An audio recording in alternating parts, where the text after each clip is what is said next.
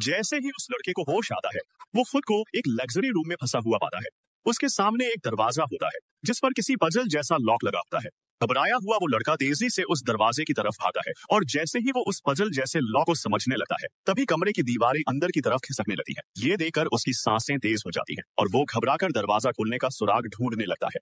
उसी वक्त उसे एक चार्ट मिलता है जिस पर लिखा होता है, लाइट को फॉलो करके हरियाली तक जाओ। वो फौरन उस कमरे में आती हुई हल्की सी लाइट को फॉलो करता है और उसे एक हरे रंग की किताब मिलती है। वो जल्दी से किताब उठाकर पढ़ने लगा है। किताब में लिखा होता है, किसी को मरते देखना और सब कुछ समय पर करना है। दीवारें अब पहले से भी तेजी से अंदर की तरफ खिसक रही होती है।